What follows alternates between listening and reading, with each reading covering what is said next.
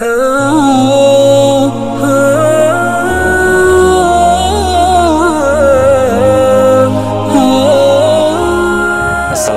warahmatullahi wabarakatuh. Alhamdulillahirabbil alamin, wassalatu wassalamu ala nabiyyina wa habibina Muhammad sallallahu alaihi wasallam wa ala alihi wa ashabihi ajma'in, amma ba'd. Kaum muslimin dan muslimat yang dirahmati Allah Subhanahu wa taala. Alhamdulillah, pada hari ini kita berjumpa lagi melalui channel Majlis Aceh Selatan bersama Ustaz Reza Nazlianto LCMA. Pada kesempatan ini kita masih berada dalam nuansa 40 tahun usia kami mengisi ulang tahun dengan meresmikan dan melaksanakan kegiatan dakwah melalui media sosial. Pada kesempatan ini kita akan mengkaji kitab Majmu' Al-Arba'in Arba'in, kumpulan 40 bab yang berkaitan dengan 40 perkara min ahadithi Sayyidil Mursalin, daripada hadis junjungan kita Nabi Muhammad sallallahu alaihi wasallam yang dikarang oleh seorang ulama Palestin, Syekh Al-Allamah Yusuf bin Ismail An-Nabhani. Beliau wafat pada tahun 1350 Hijriah. Jadi beliau mengambil angka 40 sebagai kata kunci daripada kitab yang beliau susun ini. Jadi ada 40 bab berkaitan dengan akidah, berkaitan dengan ibadah, berkaitan dengan muamalah, berkaitan dengan tasawuf, berkaitan dengan akhlak, berkaitan dengan kitab-kitab hadis, berkaitan dengan akhlakul karimah antar seorang laki-laki dengan perempuan, antara seorang murid dengan gurunya, pembahasan tentang biografi para sahabat. Semua pembahasan itu beliau batasi pada 40 pembahasan. Maka pada kesempatan ini kita akan melihat 40 bab pertama daripada kitab yang beliau susun ini, yaitu Al-Arba'un Al-Ula, 40 pertama yang berkaitan dengan Arba'una Hadithan Qudsiyah, yaitu 40 hadis Qudsi. Maka sidang jemaah yang dirahmati Allah Subhanahu wa taala, beliau di bagian 40 pertama ini menyusun dan mengumpulkan 40 hadis Qudsi. Dan pada hari ini kita akan melihat hadis pertama daripada 40 hadis Qudsi yang dikumpulkan oleh Syekh Yusuf An-Nabhani. Namun sebelum itu, sidang jemaah yang dirahmati Allah Subhanahu wa taala, beliau menyampaikan pembuka sebelum masuk ke dalam hadis Qudsi yang dimaksud, di mana beliau mengatakan faidatun al-farqu bainal Qur'ani wal hadisi wal hadisil an-nabawi. Perbedaan antara Al-Qur'an wal hadisil Qudsi dan hadis Qudsi wal hadisin nabawi dan hadis nabawi. Jadi sebagaimana yang kita maklumi bersama, wahyu yang diturunkan oleh Allah Subhanahu wa taala itu ada 3 macam. Yang pertama ada Al-Qur'an, yang kedua ada hadis Qudsi, dan yang ketiga ada wahyu ataupun yang bersifat hadis Nabi Muhammad sallallahu alaihi wasallam. Innal Qur'ana lafzuhu wa ma'nahu min Allah Ta'ala wa huwa mu'jizun wa yata'abbadu bitilawatihi. Yang dimaksud dengan Al-Quran adalah lafaz dan maknanya datang dari Allah Subhanahu wa taala. Wa huwa mu'jiz. Dia itu sebagai mu'jizat kepada Nabi Muhammad sallallahu alaihi wasallam yang tidak mampu ditandingi oleh siapapun. Apapun, apakah seluruh manusia jin berkumpul untuk sama-sama bekerja sama mereka dalam menandingi satu ayat saja Al-Quran, maka tidak ada yang mampu menandinginya. Inilah yang namanya mu'jiz. Wa yata'abbadu bitilawatihi. Dan orang yang membaca Al-Quran itu bernilai ibadah. Ini sebagaimana dalam hadis yang lain Rasulullah sallallahu alaihi wasallam mengatakan, "Man qara'a harfan min kitabillahi falahu hasanah." Siapa yang membaca satu huruf di dalam Al-Quran, maka dia sudah melaksanakan satu kebaikan. Wal hasanatu bi'ashri amsalihha. satu kebaikan itu dalam agama kita dibalas oleh Allah 10 lipat ganda pahala. Wala aqulu alif lam mim harf. Saya tidak mengatakan alif lam mim itu satu huruf, walakin alfun harf, wa lamun harf, wa mimum harf. Tapi kata Rasulullah, alif satu huruf, lam satu huruf, mim satu huruf. Artinya kalau kita membaca alif lam mim, maka sudah tercatat balasan pahalanya 30 kali lipat. Ini adalah makna Al-Quran ataupun arti Al-Quran, lafaz dan maknanya dari Allah sebagai mu'jizat dan bernilai ibadah. Yang kedua, Syekh An-Nabhani menjelaskan, wal hadisul qudsi, sedangkan hadis qudsi, lafzuhu wa ma'nahu min Allah Ta'ala. Lafaz dan maknanya datang dari Allah. Pada poin ini sama dengan Al-Quran. Tetapi pada kalimat berikutnya, wa huwa ghairu mu'jiz. Tapi hadis qudsi tidak bersifat mu'jizat kepada Rasulullah dan juga tidak bersifat mu'jizat yang bisa mengalahkan kalimat-kalimat ataupun syair-syair yang dikarang oleh orang jahiliyah. Wala yata'abbadu bitilawatihi. Perbedaan berikutnya hadis qudsi dengan Al-Quran adalah hadis qudsi tidak bernilai ibadah apabila kita membacanya. Kasairil kutubis samawiyyati ghairal Quran. Ini sama dengan kitab-kitab samawi lainnya selain Al-Quran, Taurat, Injil dan Zabur.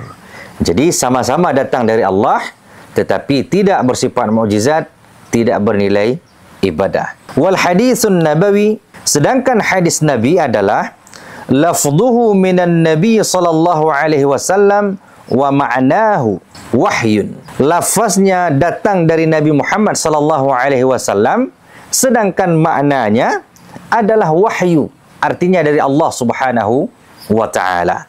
Di sini Syekh An-Nabhani berdalil dengan surah An-Najm ayat 3 dan 4, wa ma yantiqu 'anil hawa in huwa illa wahyu yuha.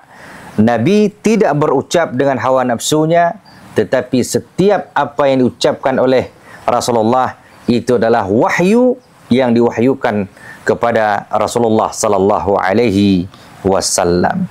Inilah kira-kira perbedaan antara Al-Quran, hadis qudsi dan hadis nabawi. Pada tahap periwayatan ataupun penyampaian ketiga jenis wahyu ini juga terjadi perbedaan. Kalaulah Al-Quran, kita melihat dan membaca dalam kitab-kitab Arab, qala Allah, Allah berfirman. Ini ditujukan kepada Al-Quranul Karim. Untuk hadis qudsi, qala Rasulullah, Rasulullah bersabda, ma ruwiya an rabbihi, apa yang diriwayatkan daripada Tuhannya. Qala Allah, lalu Allah berfirman. Maka dari sisi periwayatan ini disebut dengan hadis. Nabi meriwayatkan langsung dari Allah. Karena ini firman Allah juga, lafaz dan maknanya, maka dinisbahkanlah istilah Al-Qudsi, yaitu hadis yang suci yang bersumber daripada Allah yang Maha Suci. Sementara kalau hadis Nabi, cara periwayatannya adalah qala Rasulullah ataupun qala Nabi. Nabi bersabda ataupun Rasulullah berkata. Ini kira-kira sedikit gambaran mengenai perbedaan di antara Al-Quran, hadis qudsi dan hadis nabawi. Sidang jemaah yang dirahmati Allah Subhanahu wa taala. Syekh Yusuf An-Nabhani mengumpulkan 40 hadis qudsi di dalam kitab ini, bagian 40 pertama, yaitu riwayat daripada Sayyidina Ali karamallahu wajhah. Qala Rasulullah sallallahu alaihi wasallam, Ali berkata, bersabda Rasulullah sallallahu alaihi wasallam, yaqulullahu ta'ala, bahwa Allah berfirman, la ilaha illallah kalami, la ilaha illallah adalah firmanku, wa ana hu, dan saya adalah huwa. Dialah yang dimaksudkan dengan huwa di situ adalah saya, kata Allah Subhanahu wa taala. Faman qalaha, siapa yang mengucapkan kalimah la ilaha illallah, dakhala hisni, maka dia masuk di dalam perlindunganku. Wa ammana iqabi, dan aman daripada azabku. Hadis riwayat Imam Bukhari, hadis sahih. Ini hadis yang pertama yang dinukilkan oleh Syekh An-Nabhani dalam kumpulan 40 hadis qudsi beliau. Sidang jemaah yang dirahmati Allah Subhanahu wa taala, ini kalimat tauhid. Kalimat la ilaha illallah, kalimat thayyibah yang menjadi kunci kehidupan kita di dunia dan kunci yang akan membebaskan kita daripada azab api neraka jahanam dan juga sebagai kunci syurga. Maka kita selalu berdoa kepada Allah Subhanahu wa taala agar mengakhiri kehidupan dunia ini bisa mendapatkan husnul khatimah dengan kalimat thayyibah la ilaha illallah. Maka kata Rasulullah sallallahu alaihi wasallam dalam sebuah hadis, man qala la ilaha illallah dakhala al-jannah. Siapa yang mengucapkan la ilaha illallah, maka dia akan masuk ke dalam syurga Jannatun Na'im. Dalam hadis yang lain Rasulullah bersabda, likulli syai'in miftahun, miftahul jannah la ilaha illallah. Setiap sesuatu ada kuncinya, dan kunci syurga adalah kalimah la ilaha illallah. Sidang jemaah yang dirahmati Allah Subhanahu wa taala. Maka oleh sebab itu, selain kalimah ini menguatkan keyakinan dan i'tiqad kita kepada Allah Subhanahu wa taala, kalimah ini juga mengandung nilai fadilah zikir kita kepada Allah Subhanahu wa taala. Dalam sebuah riwayat pada hadis qudsi yang lain daripada Abi Sa'id Al-Khudri berkata, qala Rasulullah sallallahu alaihi wasallam menyampaikan bahwasanya Nabiullah Musa alaihi salam berdoa kepada Allah Subhanahu wa taala, ya Rabb, alimni syai'an azkuruka wa ad'uka bihi. Ya Tuhanku, kata Nabi Musa, ajarkan kepadaku sesuatu yang bisa aku berzikir dengannya dan aku berdoa dengannya. Lalu Allah mengatakan, ya Musa, wahai Musa, katakan la ilaha illallah. Nabi Musa menjawab, ya Rabb, kullu ibadika yaqulu hadha. Ya Tuhanku, kalau kalimat la ilaha illallah, semua hamba-Mu mengucapkan la ilaha illallah. Qala qul la ilaha illallah. Lalu Allah perintahkan lagi kepada Nabi Musa, wahai Musa, ucapkan la ilaha illallah. Nabi Musa menjawab, innama uridu syai'an takhussuni bihi. Ya Allah, kalimat yang aku inginkan adalah kalimat khusus yang hanya saya bisa berzikir dan berdoa dengan kalimat itu. Jadi Nabi Musa tidak kepingin sama zikirnya dengan hamba-hamba lain dengan kalimat la ilaha illallah. Beliau menginginkan kalimat yang lain. Maka Allah Subhanahu wa taala mengatakan, ya Musa, wahai Musa, law anna as-samawati as-sab' wal ardina as-sab' fi kaffatin.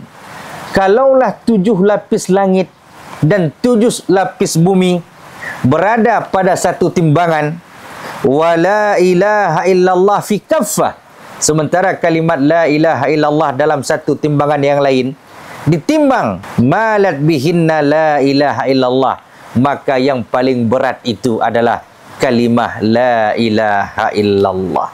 Sidang jemaah yang dirahmati Allah Subhanahu wa taala, inilah kajian kita pada hari ini, 40 bab pertama yang mengumpulkan 40 hadis qudsi oleh Syekh Yusuf An-Nabhani.